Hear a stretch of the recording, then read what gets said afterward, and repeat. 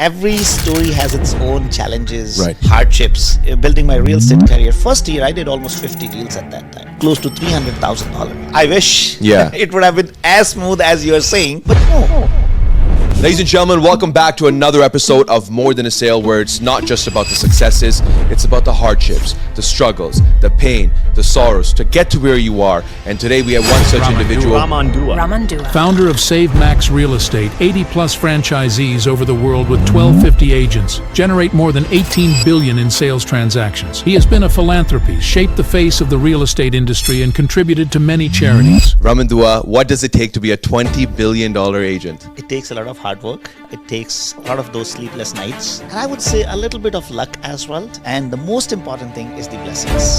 So, Ron, I come from a very humble background. Yeah.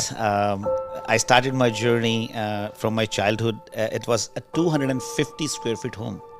No toilet in that, no washroom in that. So that's where we started our journey. And I should be in this. And that is how it clicked into my mind, and I started working on my real estate career.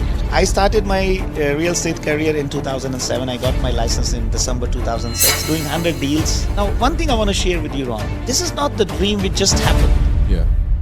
Sometimes it works best for you.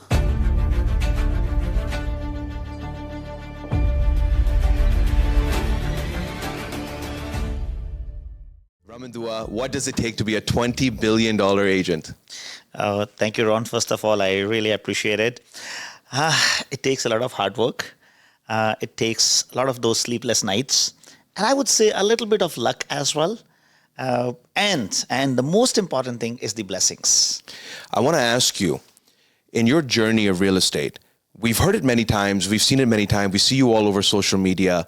You have a very specific routine that you adhere to and that you follow to the T. And when I've been watching you on social media, you don't miss that routine. Can you share with our audience and our members what that routine looks like and why do you do that routine?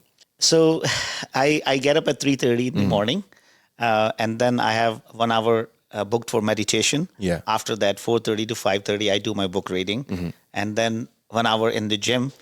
So in between, I take a cold shower at around like 4:30, and then I start my meetings and all that stuff. And then I take my dogs out for walk. So this 3:30 in the morning is really, I would say, a me time for me.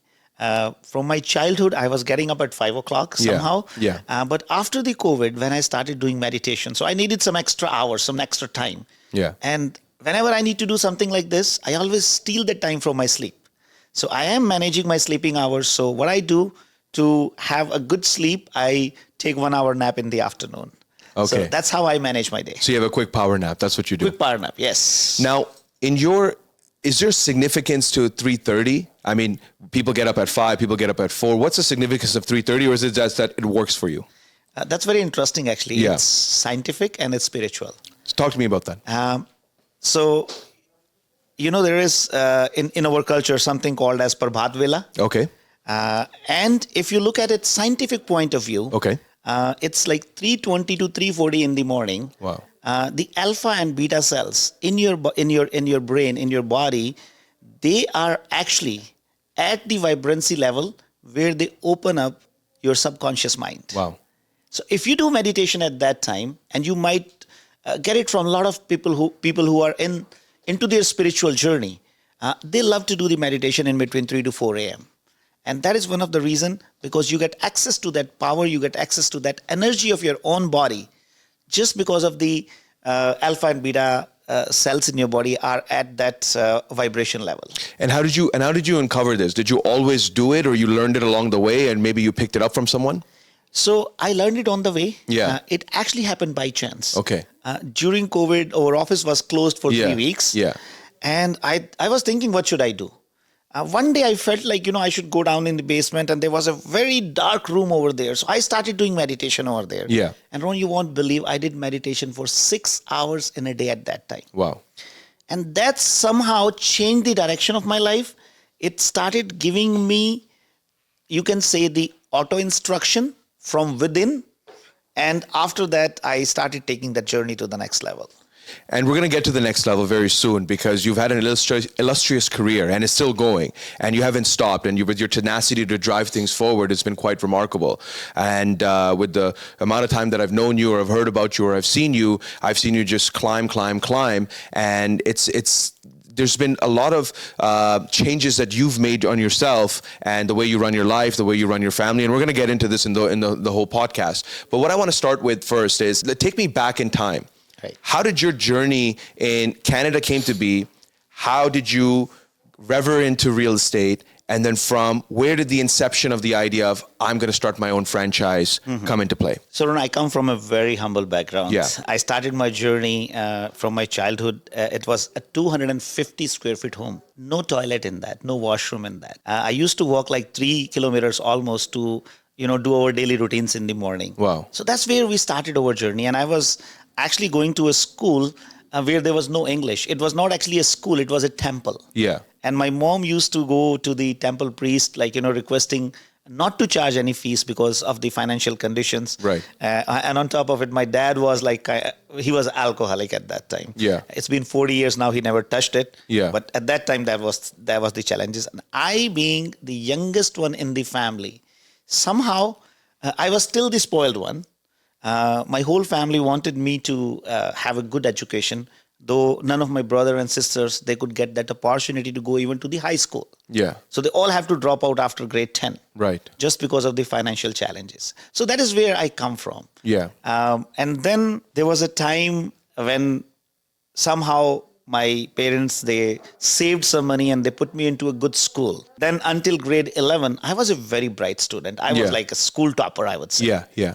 But on the grade 12 and then after, you won't believe I went into a wrong company. Okay. I was a dropout in my first year of my graduation. Okay. And then 4 years, everything worst I could have done in my life, I did that. Yeah. Yeah. But then in the final year of my graduation, I got back onto the track because of certain incidences which happened to me. I got backstabbed by my friends for whom I was fighting. So a lot of things happened there. Okay. And that really gave a U-turn to my career. It gave you a perspective on life when these incidents take place. Yes, Yeah. absolutely. So you got a reality. And from where did the inception of I want to come to Canada? Was Canada the end goal? Why Canada? Why did you want to leave India? Talk to me about that. That's very interesting. Canada was never ever the goal. Okay. So I was doing great in India. So after doing my MBA, I got a job in multinational company in GlaxoSmithKline. So I was in Bombay. I was in Udaipur. Right. Then I came to Jalandhar, Punjab. Okay, got it. And that is where I came to know there is something called Canada. All right. Right? So when I reached there, everybody was talking, oh, did you apply for Canada? Did you apply for Canada? Yeah. I said, what is that? Yeah. So I got curious to it. Yeah. And then I started digging a little bit deep into this, and I came to know that there is a process where you can get immigration to Canada. Right. My life was fantastic over there. I was doing a great job. I was doing some of my own businesses as well. So it was a good, cool life. But I always, somehow it is in me. Whenever I came across something new, I want to try it. Yeah. Yeah. So Canada was like a trial for me. Yeah. I came to know it's only 17,000 rupees, which was, I think, around 550 Canadian dollars at that time. Wow. That's the fees. Wow. So I spoke to one of my friends, took his file and copied his file and sent it to embassy. Okay. So that was back in 2001. Right. I had some of my other friends who were in the queue for last 8 to 10 years. Got it. But somehow I feel it was my destiny. Got it. I got my immigration in 1.5 years. Wow, that's incredible. Yeah. Now you've come to Canada. You got your immigration. Right. You bring your family. What was it like telling your wife, okay, we're going to Canada, and telling your was it a difficult time to kind of leave everything behind and sort of come over here? I had no wife at that time. Oh, okay, sorry. Okay, all right. I didn't know that. Okay. I did not come to Canada to live. Yeah. I came with a return ticket. Okay. So my plan was to go back after 10 days. Right. I just wanted to get my passport stamped, my entry, because it was just about to expire. Yeah. So I had no craze for Canada. Right. But you know what happened? When I came here, first 8 or 10 days, I went roam around here and there in the buses. And one day, I was actually getting a shock of my life. Wherever to whosoever I was talking, I saw nobody successful in this country. And I said, did I come at a wrong place? Yeah. And I was actually crying in my room. Then I realized the people who I am meeting, I was going in bus. Every other person who was sitting next to me, working in factory, working at gas station, could not do anything. And then I said, is this the country? Is this Canada? Answer was no. So I was talking to my own self and I said, if somebody got successful, they are driving Mercedes and BMW. They're not going to meet me in the bus. Yeah. And that is the day when I decided, you know what? I think this is my Karambhumi. So I decided on that day that I'm not going to go back. So I had my job there. I had my business there. And when I called my dad, he was shocked actually. Yeah. I said, Dad, I'm not coming back. Got it. And that's how I started settling down into this country. And so what's your first job you have in this country? So I worked at a gas station as a gas attendant. Right. I worked as a security guard. I worked in the flea market. I sold leather jackets door to door. So I did all kind of odd jobs too in my initial days. So my idea was, I brought $15,000, which every immigrant has to bring. Yeah.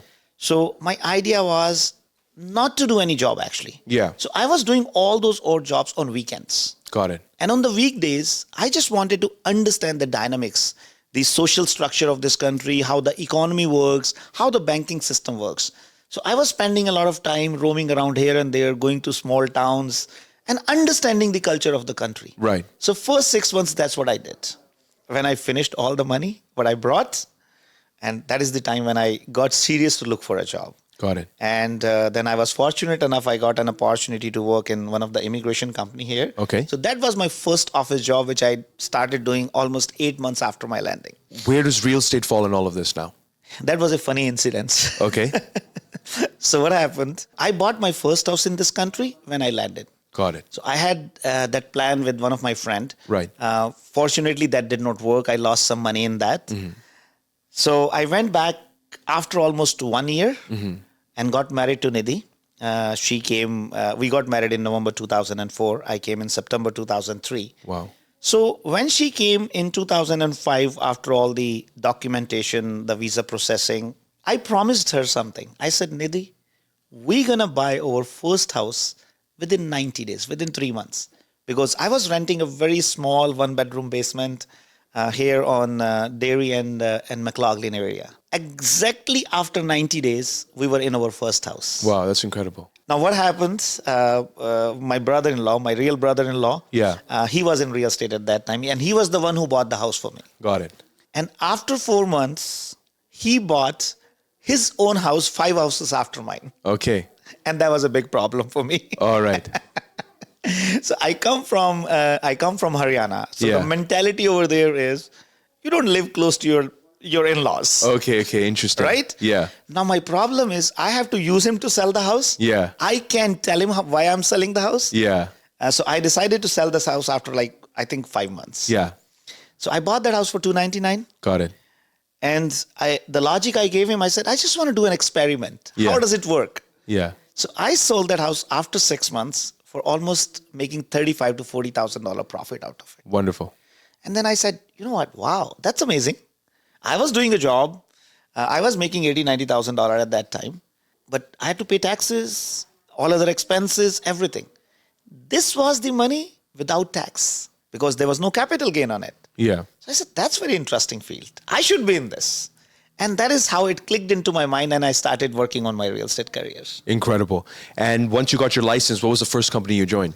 So I started my real estate career in 2007. I got my license in December 2006. Yeah. So I joined Remax. Okay, wonderful. Yes. And then from there on, what were some of the challenges you experienced, or did everything just take off smoothly for you from there? Oh, I wish Yeah. it would have been as smooth as you're saying. Yeah. But you know, every story has its own challenges, Right. hardships. So when I started my building my real estate career, first year I did almost 50 deals at that time. Wow. So I made close to $300,000. Wow. And it's a big deal. Yes. Yeah. But you know, I try to observe, understand the market. The biggest challenge which I found in the market is there was no brand, no company, no system which was encouraging realtors to grow above and beyond than a realtor. So I was observing like, oh, everybody in my surrounding is a realtor. Yeah. After 5 years, 10 years, 20 years, you started your career as a realtor and you're going to die like a realtor? Right. No, that's not my destiny. Right. So I started understanding the market. Now I had great ideas. I had a lot of ideas. Yeah. the challenge I was facing, whenever I was sharing any idea with anybody in my brokerage, I was being discouraged. I wanted to build up a team. I wanted to bring innovative commission packages, more service to my clients. Yeah. But there was every kind of hindrance. Yeah. Because all the big brands, they had their certain rules and regulations and way to work. Yeah. And that was a kind of challenge for me. Right. Now, in second year, I did almost 90 deals. Wow. And that is where I started building up my team. Now, that was the real problem in front of me. So when I started building up the team, there was no support. Yeah. There was no encouragement. There was no guidance because nobody was doing it. So I tried my level best, and a funny incident happened. I was actually traveling to India. That was back, I think, in October, November 2009. Yeah. So when I reached that airport, I forwarded my calls to my office. After 17, 18 hours when I landed Delhi, I had almost 180 messages on my phone because my business was busy. Yeah.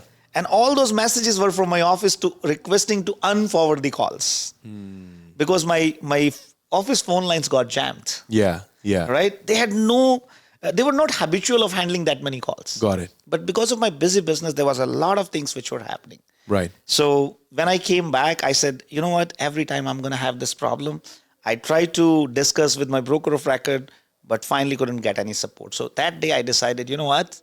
I think I have to do something of my own. Yeah. Yeah. All those challenges, all those problems, Yeah.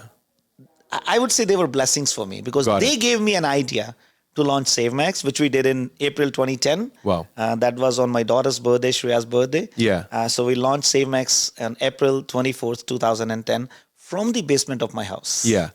You and I were chatting one time, and we were at one of the parties, and you and I were sitting down together. And I had asked you this question. I said you engineered this model of list your home for $9.99, and we saw it all over. Every bus stop ad, bus shelter, billboards, you name it. There'd be your beautiful face on it with $9.99 right all over it. And you received a lot of criticism for it, but at the same time, it was one of the most successful things that happened that really shot through the roof. And you had set a norm in that industry at that point in time of what a house could be listed for. Right. And I want to talk about the inception of that idea. How did you come up with that idea? And I want to talk to you about, what was your marketing strategy, or because it took off extremely, extremely well. Sharon, that's very interesting. At one point of time, I was the most hated person in the city. I don't want to say I disagree with you, but you face every successful person faces criticism. Right. So what was the criticism that you think you faced when you say you're the most hated person in the industry? Why do you feel that way? Lot many realtors, when I used to call them, Yeah. the kind of response I was getting was very arrogant. They did not want to entertain me. I was threatened for life. I got threatening calls. Every day morning, I was getting some ridiculous calls. Somebody's threatening me. Somebody's misbehaving with my family, with my wife. So all those kind of challenges we faced. At least I remember almost for 1.5 years, I was keeping one or two of my friends with me just for the security purpose. Really? And, it was those terrible nights, like by chance, like let's say if I see any car outside my house, and it was a very scary situation at that time. Yeah. Because somehow the idea was well accepted by the customer, by the market, but it was not well digested by the real estate community.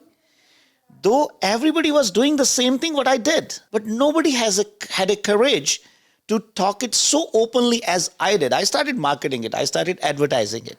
So I'll tell you how this idea started. Actually, it was not really something which was a very thoughtful idea. It just happened by chance. Yeah. Because I was launching SaveMax, which was a new brand. So I had an apprehension in my mind. How people going to recognize me? Yeah. We are going in the market with a new name, new brand.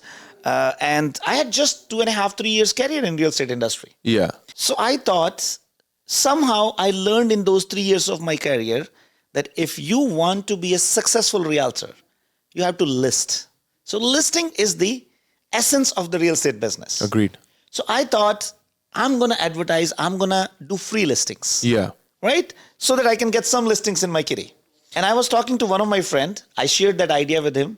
And he right away rejected that idea. He said, Raman, don't do that. Yeah. Yeah. It's very expensive commodity. Real estate is a very expensive commodity. Yeah. And if you start doing it free of cost, it will be too good to be true. Yeah. People don't want to do that. I said, yeah, you have a point. Why don't we do it on $4.99? He said, $4.99? Why don't you do it at $9.99? Yeah, And yeah. that clicked me right away. Yeah. And I said, wow, that's a great idea. Yeah. Somehow, in back of my marketing mind, because I've done MBA in marketing. Yeah. And that $9.99 was like a kind of marketing thing. Yeah. And it is $1 less than $1,000. Yeah. So we thought we're going to get some listings, and after that, we're going to stop it. Yeah.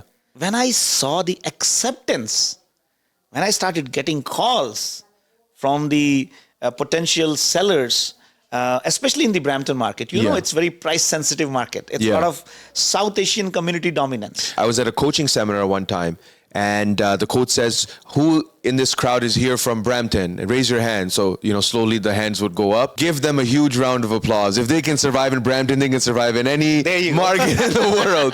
And so I thought that was interesting. I want to circle back very quickly, okay? It was challenging for you because all of a sudden you're getting threatening calls. All of a sudden people are, saying abusive things. You are now one of the most hated or criticized individuals in the industry. At the same time, did you feel at any point, and again, be transparent with us, that did I do something right over here, or did I do something wrong, or am I on the right track? A lot of time that question comes to your mind. Yeah. Not because you are thinking, but because people are making you think. Yeah. But I was very clear that I'm not doing anything wrong. Yeah. Because you know what? It is my idea. It is my conviction behind my idea. So that feeling never came to me that I have done anything wrong. Yeah. And I think it's not really the idea which makes it great. Yeah. It is the conviction behind that idea. Got it. That's what gets you the success. And let me tell you something interesting. Yeah. I was not the one who made it popular. Yeah. Actually, my competition made it popular. Yeah. Because they were talking more than me about $9.99. Yeah. Right? And, somehow it worked very well for us. And I always want to convey thanks to those people who hated me actually. They are my good friends now. People who criticized us because they always gave me one more reason to stand on my idea, to put my whole conviction behind it, and to bring it to success. Yeah. After the inception of that idea, you kept driving things forward. What prompted you? You first started expanding in Ontario with the franchise, and I really want to understand the expansion mode of franchise, because you've been very, very at it, and you've been expanding. We're at 80 franchises now, Right. and we're not stopping anytime soon. Where do you want SaveMax to be? It's a worldwide brand now. You've registered in almost every other country. Right. So what's the big plan? What's the big vision with it? Talk to me a little bit about that. So Ron, when we started SaveMax, the dream was not that big. Yeah. You won't believe at that time the dream was just to do 100 transactions. Right. That's where we started. Right. But somehow that is in me that I want to replace myself after every 2 years. And that was my conviction. I was born realtor somehow in this industry, Yeah. but I didn't want to die like a realtor. So I always thought whatever worked for me, it can work for others too. So when I started building up a successful team, I realized now how can I grow further? Then I started building up the team for my successful realtors. So that really, took the journey to the next level. And at this point of time, we have close to 100 teams working in SaveMax. Incredible. So until 2018, everything was working very well. We were growing like a brokerage and all that stuff. Now, 2018, something interesting happened. I had a coup in my company. So some of, close realtors, or my close associates, I would say, I was traveling to India. They planned a coup. So they all got together and, they decided to open a competitive brokerage against us and all that stuff. And initially I got very frustrated. I got really angry onto that because I was sitting in India and things were happening here.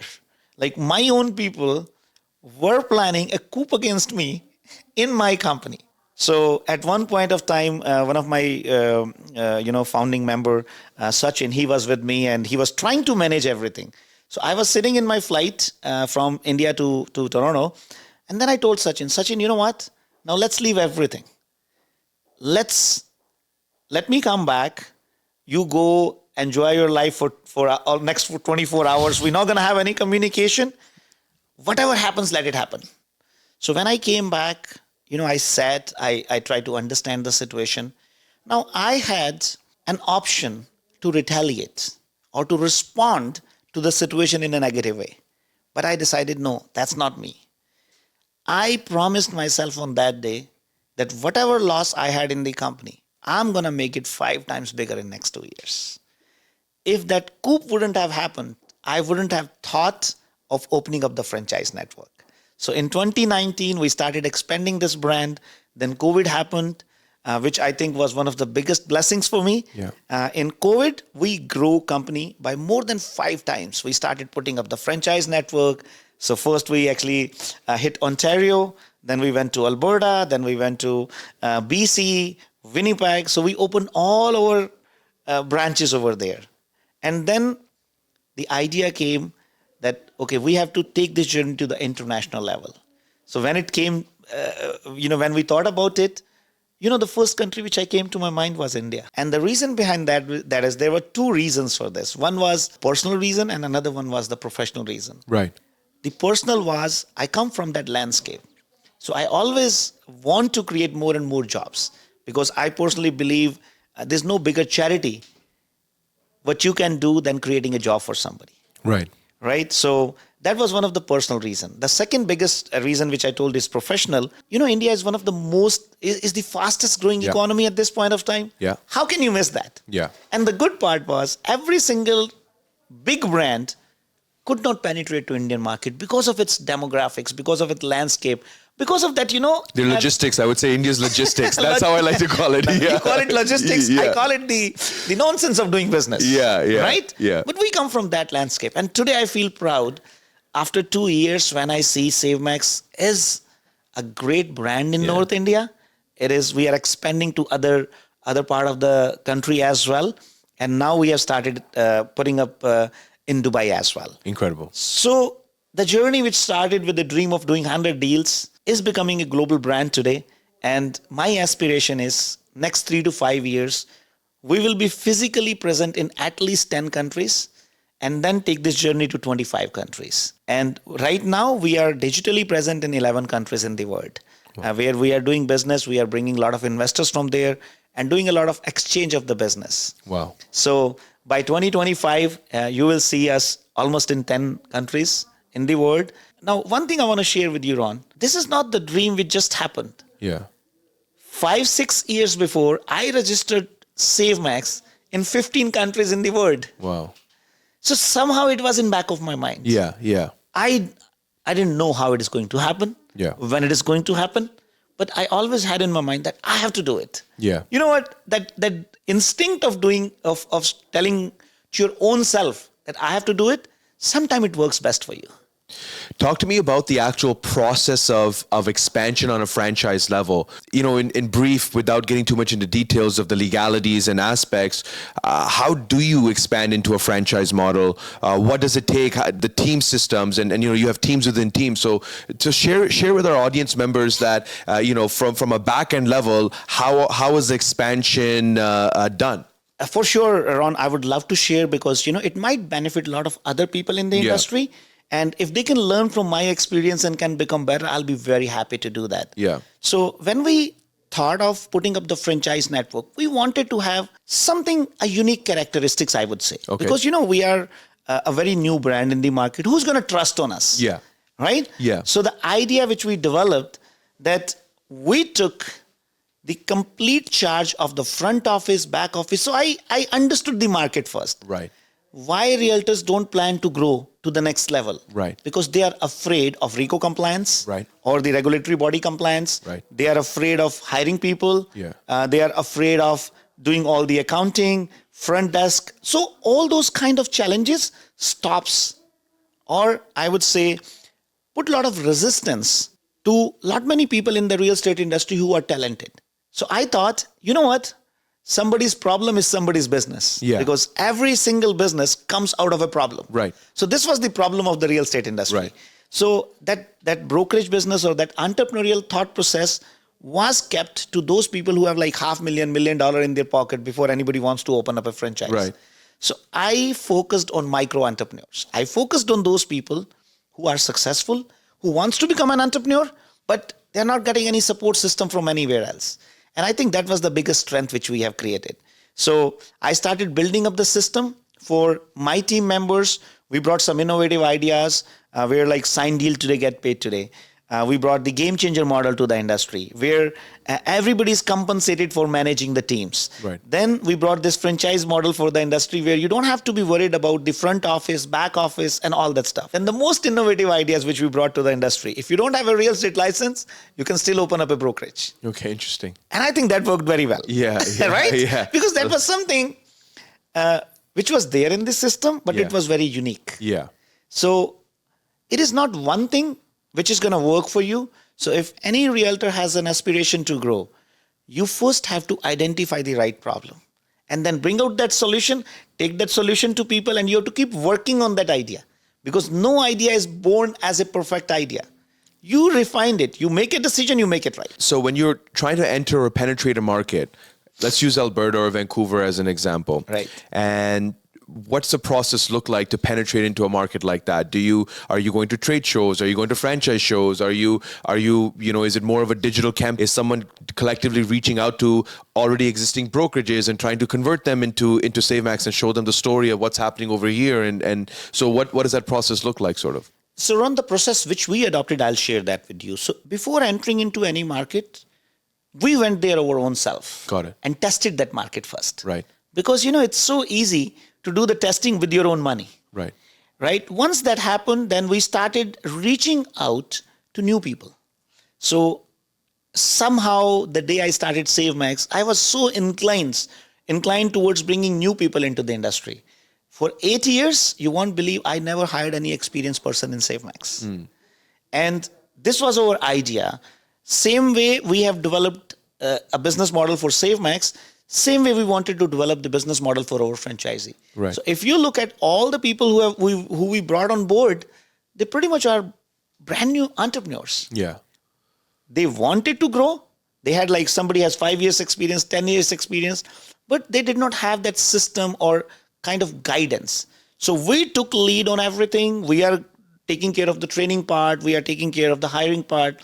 We are taking care of the front office, back office, all that support system we are providing so that the person who is managing the business can focus on growing the business. So in a way, you're targeting people with an entrepreneurial bug that want to have their own operations and set up, but don't have the means to do so in a certain retrospect, and you're able to provide them for that. Yes. I have an important question to ask you. In any brokerage, in the industry, you have agents that are successful and you have agents that are not so successful. I think success in our industry is defined by the number of transactions that you do or what you put into your pocket at the end of the day, not by the cars or the watches or anything else altogether. It's about what you earn at the end of the day and the number of transactions you do. Now, everyone has their own formula for training these agents. Here's what you can do to be successful. Here's what you need to do this to be successful.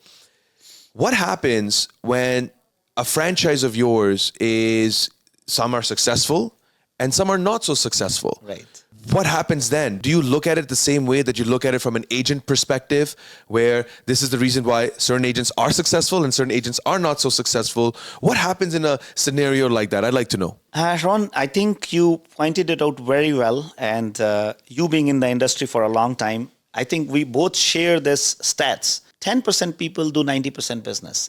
Earlier, this was 80-20. When I analyzed, I found in majority of the brokerage, that was the challenge. There are certain number of agents, they are doing majority of the business. The reason behind that was everybody says we're going to train you. Everybody says we're going to support you. We're going to provide you the backup and all that. Does it really happen? No. I worked in those brokerages where everything was promised to me, but in reality, it was not there. Yeah. So that I think is the biggest strength which we built as SaveMax. Yeah. My firm belief was that you need to train people, you need to coach people, you need to mentor them, you need to give them the hand-holding. Yeah. And when we talk about training, coaching, mentorship, and hand-holding, you cannot do same training for everybody. The reason behind that is a new realtor in the industry needs something different. He needs, the marketing for himself. He needs lead generation. He needs somebody to go with him or her when they are going for the listing presentation or when they are meeting the clients first time. Yeah. So I designed that 3-tier support system in my brokerage where every realtor had a team leader, had a mentor, and had a broker of record. Right. So if one person is not available, the other one is available. And then we were being proactive. What was that? We emphasized classroom trainings, but we emphasized more on on-job and field training. Got it. First 6 months, no realtor would go alone in the field. Yeah. Somebody will be accompanying them. And to take care of their interest, we built up a model which was called as a game changer, where company was paying to those team leaders, to those mentors, to helping and supporting people. Right. Now, when you spoke about franchisee, now it's not an easy journey, or it was not an easy journey, because everybody comes with a lot of enthusiasm, a lot of motivation. But with the time when they have to face the challenges of the industry, some of them are not capable of doing that. And we understand it. So we applied the same approach. We designed different level of training structures, support systems for different franchises. So let's say if somebody is very successful, now we have to focus on their growth. But somebody is not successful, we have to focus on their fundamentals and basics. We have to provide the support system accordingly. So that is where we brought a unique structure to the industry. Now, Ron, you understand. Tell me how many brokerages actually have a full-time trainer available in their office. It's true. It's a good point. Right? Yeah. We have 2 full-time trainers available in the office. When a brand new realtor joins, he or she has to go through 10 days of full-time training where we teach them fundamentals. Yeah. We do a lot of role play. We do a lot of support system. And then they get assigned to a team lead. Right. Right? So this system is very unique. Now, when you're managing so many people and you're running operations, when a good market is great, everybody's winning, everybody's happy, everybody's excited. Right. The life is beautiful. Let's just put it that way. There's sunshine and rainbows all day long. Right. And when things don't go as well, they sometimes forget the sunshine and the rainbows. Right. They forget all the great things that have happened or the great things that are provided. How do you feel when that happens, when you've taken care of someone, you've put them under your shadow, you've guided them, you've walked them through, and you gave it your best and you gave it your all, and when, in whatever capacity that you were able to give. And later on, they're not so happy with you anymore, and right. They're upset with you for whatever reason that they're upset with you, or anything of that sort. How does that make you feel when something like this happens? And I'll start with me first, because I see it all the time, because I own a company, and you brokerage as well. And when you go that extra mile for the agent, they come, hey, I'm going to be leaving soon, and this is that, and you're like, man, I worked so hard with you. I provided this to you. I did this for you. I did that. Whatever I could do in my capacity to get you going, but it still wasn't good enough. How do you feel? So Ron, earlier I used to feel differently. Yeah. So initial days when it happened to me, I was very disappointed. I always feel I am backstabbed. All that kind of bad feelings what I could have got. Yeah. It happened to me. Yeah. But now I have changed my thought process onto it. Because I'm doing a lot of meditation and all that stuff. Trust me, it made me think differently. So I started thinking, people come into your life for a reason. Some people, they come to help you as friends. Some people, they come to teach you, right? So there are a lot of people who taught me a lot of things. And I personally want to convey my special thanks to those who were there with us at a point of time. But unfortunately, because of the personal reasons or whatever it could be, they decided to leave. I still want to say thanks to them. Yeah. So I have changed my thought process a lot. Yeah. I have started thinking that, their journey with us was until here. And it's perfectly fine. There's nothing wrong in it. Now, how I made myself feel happy about it, earlier I used to, fight with my own self a lot. Oh, I did this for you, I did that for you, and this bugger did something wrong to me. But then I started convincing myself, I didn't do anything for anybody. I did it because it was giving me happiness. Yeah. I helped somebody because it gave me happiness. Yeah. When I start thinking that way, I was very happy. I was very satisfied. And, I was not that disappointed or felt like I'm backstabbed because you helped somebody and, that person is leaving you now. It's okay. It's part of life. So the more it happens, the better you become. You talk a lot about self-work, and it seems like you've really improved yourself, and we've been watching your videos, and we've been seeing you, work at it at the gym. What's next for you now? I mean, you've gone through the last 12, 14 years of tumultuous grinding. You put your body through a lot, and, I've seen some major changes in you. You've lost a lot of weight since last time I've seen you as well. You're glowing, if I might say so. What's next for you? Ron, I personally believe there are 4 aspects of life which you have to make yourself better. Yeah. Every single day. So I have no competition to anybody else. I'm competing with my own self. I'm competing with Raman, who it was yesterday. Yeah. So I personally believe you have to become a better person first of all. That's Yeah. very important. Then you become better professional. Then you become financially better, and then you work on your spiritual path as well. So now my journey is more towards contributing towards youngsters, giving them a thought that they should come into real estate field as the first choice of their profession. Somehow, Ron, we came into this industry by chance. I told you my story, but I want them to plan. Yeah. I want them to adopt real estate as a profession. So this is where I am leading now. So I want to take my story, I want to take what I learned in the industry to lot many people who wants to become part of this industry. So that is why we are launching another amazing model, which is called as a leap. Now, what this leap is what we were talking. Like this leap is going to guide a brand new realtor to go to the next level. This leap will guide somebody who has an aspiration to grow as a team lead, somebody who has an entrepreneurial mindset, or somebody who wants to take this journey as a solo journey. So I put my 15 years of real estate career into this, and we are putting it into the technology. And this is going to help and guide people to take their journey to the next level in real estate industry. We are leading now. After a few years, my dream is on.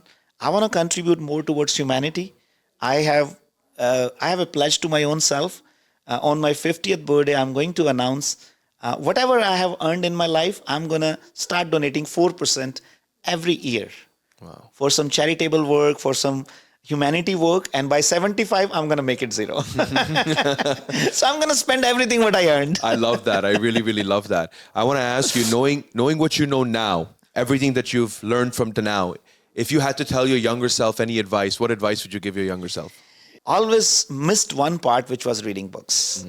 So I wish I would have started it when I was at the age of 20 or 25 in my younger age. Yeah. So I think this recommendation I would definitely give either to my own younger self or to somebody who is at the age of 20, 25. Yeah.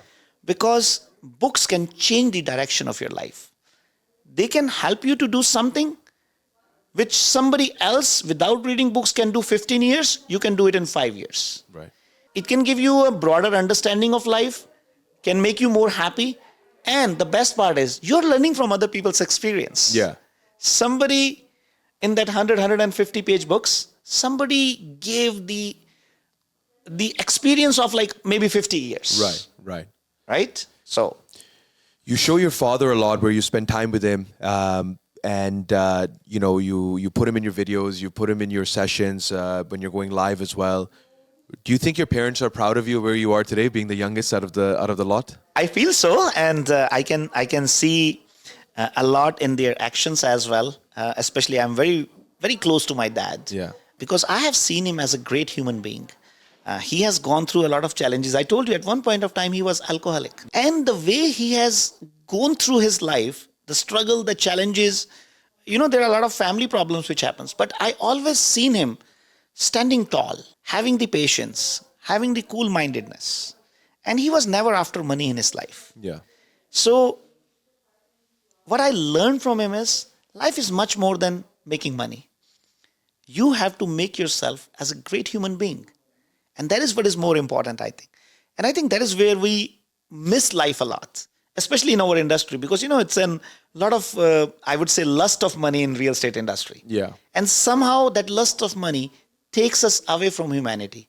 So, as far as my family is concerned, I think this is what I learned in my life at an early age. If your parents are known by your name, that is the day when your life is successful. Yeah.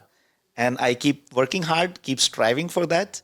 And I'm proud on where I come from and what we have done in our life. Have you ever sat down with your father and told him how much you love him or appreciate him or all the things he's done, or has he done that for you? Oh, lots of time. Yeah. Lots of time. And, I keep doing that. And I keep doing that, especially in front of my son. Yeah. So I always take Krish and, make him sit. Yeah. And many times I have seen Krish doing the same thing. Yeah. So we have a favorite activity at our home. Yeah. So every month, one day, we have a fixed Sunday where we take my dad to the washroom and give him a shower, clean him up.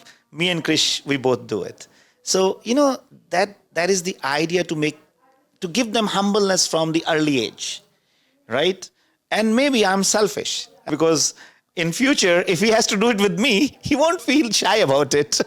I totally agree with you. My father says the same thing to me, and I've learned this as well.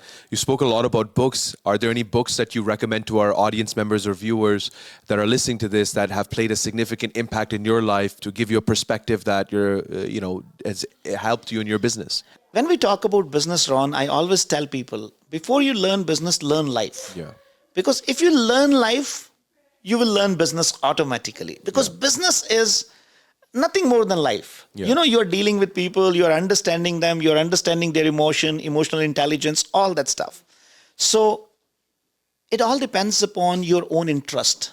So when I started reading books, the first book I read actually was Many Lives, Many Masters. And that was a book about the reincarnation and, taking you to the previous lives. So it was all about that. Yeah. But then I read Rich Dad, Poor Dad by Classic. Robert Cass. Yeah. Yes. And I think that is the first book which anybody and everybody should read. Yeah. Because, when you're starting your journey as a youngster, Yeah. that will give you the right perspective of life. Yeah. Right?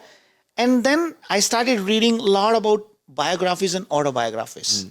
And then I started reading a lot of spiritual books as well. I read a lot about Sadhguru. I read a lot about Osho. And then I am working on Swami Vivekananda books right now. Yeah. But if I just have to recommend one book, if you ask me to recommend one book, I would suggest read Bhagavad Gita. Yeah. So I have read Bhagavad Gita 4 times. Wow. And the best one I liked was, there's Bhagavad Gita, which is As Is. So that is the translation of Bhagavad Gita. It's actually translation as is. It's not the interpretation. A lot of Bhagavad Gitas are interpretation of it. Whereas translation is exact translation, which is written by Prabhupada ji. And I feel Gita is such an amazing book which can fit any point of time in your life, which can give you solution to all the problems which you have and can give you answers. But if you ask me, the biggest philosopher who I admire is the Osho. I think I couldn't find anybody more logical, more thoughtful, more practical than Osho in my life. All these great personalities have their own perspectives. Yeah. But you have to be very careful. When you are reading books, when you are listening to their podcast or their speeches and anything, everything might not work perfect for you. So you have to see what works best for you. And this is what I learned while going through all this book reading and understanding these great personalities. So I see what is needed, and that's what I adopt. I really enjoyed our conversation today. I got a chance to learn more about you than I had before, and it's always a great time to see you. I want to finish off this podcast with an important question for you. Who is Raman Dua? Student of life. That's what I would say. And I always want to live my life as a student of life. Because, there's nothing better than that. Many people talk about my real estate journey and they come and tell me like, Raman, you know so much about real estate. And I tell them, I just know 1% real estate. 99% is still need to be learned. And I think if we have that approach of life, first of all, you will always be open to learning. You will be more humble and you will be loved by more people. My strong recommendation to youngsters, this is me as a person. I am and I will remain as a student of my life. I love that. Thank you so much. Ladies and gentlemen, you heard it here first. This is a very special episode today. I'm glad you got a chance to listen to this. Stay tuned for the next one. Thank you again, Raman.